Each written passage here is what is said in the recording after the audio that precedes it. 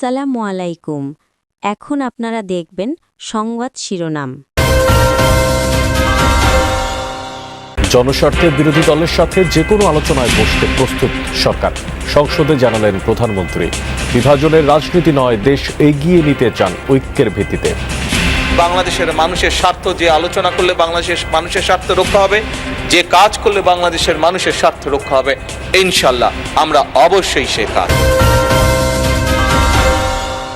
এজেন্সির নামে ফতুল্লার ডিপো থেকে বিপুল পরিমাণ তেল পাচার, একটি চক্রের সন্ধান, সদুত্তর নেই কর্তৃপক্ষ। প্রতিদিন মাল চালান 1 লাখ লিটার প্রতি মাসে। আপনার দরকার ছিল আপনার 1 কেজি দেওয়া 9,000 করে দেওয়ার। আপনার বড় বড় অফিসাররা যে মাল খাইয়া তেল দিয়ে দিয়েছে, এটি সরকার চোখে দেয় না। হ্যাঁ, খরচ দেয়, মানে আমরা মাল উঠে তীব্র তাপপ্রবাহে বিপর্যস্ত জনজীবন। এলনিনোর প্রভাবে দেশেও বাড়তে পারে তাপমাত্রা। হিটস্ট্রোকের ঝুঁকি কমাতে দীর্ঘ সময় কড়া রোদে না থাকার পরামর্শ। গরমে তো গাড়ি চালানো যায় না, কষ্ট হয়েছে। তাপমাত্রাটা অনেক বেশি এবং বাইরে টিকে থাকাটা আসলে খুবই জুলুম। মে মাসে আপনার ধরেন শেষের দিকে যায় তাপমাত্রা অনেকটা বেড়ে যাবে আবার, এমনকি ওই সময় সিভিয়ার হিট হয়ে আসার সম্ভাবনা রয়েছে। পরিবারের 4 জনকে হত্যা রহস্য উদ্ঘাটন। বাবার দেয়া 13 বিঘা জমি হাতিয়ে নিতেই খুনের পরিকল্পনা। ভাগ্নে ভগ্নিপতি সহ কিলিং মিশনে অংশ নেয় 6 জন। তারা একটা পরিকল্পনা করে যে রাতের বেলা যখন লোকজন কমে যাবে তখন তারা আসবে। প্রফেশনাল নয় বলেই তারা দ্রুততম সময়ের মধ্যে এতগুলি লোককে হত্যা করেছে। টাকার সেতু নির্মাণের প্রয়োজনীয়তা নিয়ে প্রশ্ন। উন্নয়নের নামে সরকারি অর্থ হরিলুটের অভিযোগ স্থানীয়দের। পানি যাওয়ার মতো রাস্তা নাই, আর সব বাড়িঘর হয়ে গেছে, পানির তো ব্যবস্থাই নাই, তাহলে ব্রিজ করার দরকারটা কি? এই ব্রিজের উত্তর কিংবা দক্ষিণ এখানে কোনো নদী, খাল কিংবা কোনো জলাধার ছিল। নেত্রকোনার হাওড়া অঞ্চলে বোরো ধান বিক্রিতে ওজনে কারচুপির অভিযোগ। 45 কেজিতে ধরা হচ্ছে 1 মণ। মাঠেই ঠকছেন কৃষক। বৃষ্টি হলে আমরা কিনা তো তার বাড়ি এলাকার মানুষ, আমরা রাস্তাঘাট নাই, বুঝো, এই কারণে আমরা বেতন না রে, বেতন লাগে 700, 800, 900 এটা বিক্রি হয়ে থাকে, কারণ নিতে হয় না। আসসালামু আলাইকুম। এখন দেখবেন সংবাদ বিস্তারিত। প্রকাশ করলেন প্রধানমন্ত্রী তারেক রহমান। বলেছেন, নানামুখী কার্যক্রম আর ব্যবস্থাপনায় পরিস্থিতি মোকাবেলার চেষ্টা চালিয়ে যাচ্ছে সরকার। 2 কোটি শিশুকে হামের ভ্যাকসিন দেওয়ার পাশাপাশি পরীক্ষার কিট সংকট নিরসনে সরকারের কার্যক্রম সংসদে তুলে ধরেন। যথার্থ হওয়ার পরেও চিহ্নিত করতে রোগীদেরকে অপেক্ষা করতে হচ্ছে। এই ব্যবস্থা উত্তরণে খুব দ্রুত কোনো ব্যবস্থা নেওয়া হবে কিনা। গাজীপুর 4 আসনের সংসদ সদস্যের এই প্রশ্নের জবাবে হাম পরিস্থিতির জন্য দুঃখ প্রকাশ করেন প্রধানমন্ত্রী। দুঃখজনক, আমরা অনেকগুলো শিশুর প্রাণ ঝরে গিয়েছে, আমাদের মাঝে থেকে চলে গিয়েছে, বাট সামনে আমরা চেষ্টা করছি যাতে আমরা এই পুরো সিচুয়েশনটাকে ম্যানেজ করতে পারি, সেই ব্যবস্থা গ্রহণ করেছে সরকার। পরিস্থিতি মোকাবেলায় সরকারের উদ্যোগগুলো সংসদে তুলে ধরেন তারেক রহমান।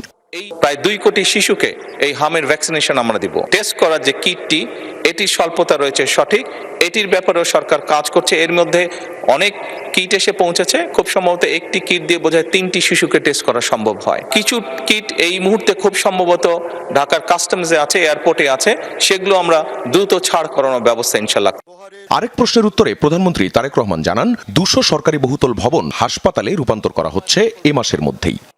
ইনশাল্লাহ এই মাসের মধ্যে এই প্রায় 200-র মতন বিল্ডিং, 200-র একটু কম হবে মাননীয় স্পিকার, এই বিল্ডিংগুলো আমরা স্বাস্থ্য মন্ত্রণালয়ের কাছে হস্তান্তর হয়ে যাবে। এর মধ্যে প্রসেসটা কমপ্লিট হয়ে যাবে এবং খুব দ্রুতই আগামী 2 থেকে মাস 2-এর ভিতরে এরকম ছোট ছোট মাতৃসদন ক্লিনিক সহ শিশু এবং নারীদের চিকিৎসার জন্য এই বিল্ডিংগুলোকে উপযোগী করে গড়ে তোলা হবে মাননীয় স্পিকার। কৃষিখাত নিয়ে করা তারকা চিহ্নিত ও সম্পূরক প্রশ্নের জবাবে প্রধানমন্ত্রী কৃষক কার্ডের আওতা পরিধি তুলে ধরেন। জানান, কৃষক কার্ড এমনভাবে করা হচ্ছে যেন প্রণোদনা পেতে কোনো চাষিকে কোথাও যেতে না হয়। আমরা কৃষক কার্ডে এমনভাবেই করার চেষ্টা করছি, অর্থাৎ ওই নির্দিষ্ট কৃষকের কি পরিমাণ জমি আছে, সে কি ফসল চাষ করে এবং তার জন্য কতটুকু কীটনাশক ওষুধ দরকার, কতটুকু তার সার দরকার, কতটুকু বীজ দরকার, সেটি ইনফরমেশন আমাদের কাছে থাকবে এবং তার এলাকায় ওই ইউনিয়নের মধ্যে যেটি আপনি উল্লেখ করেছেন, সেই ইউনিয়নের মধ্যে মাননীয় স্পিকার আমরা যে সকল দোকানে এই জিনিসগুলো পাওয়া যাবে সেই দোকানে তার জন্য নির্দিষ্টভাবে বরাদ্দ থাকবে। প্রধানমন্ত্রী আরও জানান, জলবায়ু পরিবর্তনের প্রভাব মোকাবেলায় ক্লাইমেট স্মার্ট কৃষি বাস্তবায়নের পরিকল্পনা রয়েছে সরকারের। পতিত জমি আবাদে আনা ও জমি হামের উপসর্গ নিয়ে 5 জনের মৃত্যু হয়েছে বলে স্বাস্থ্য অধিদপ্তর জানিয়েছে।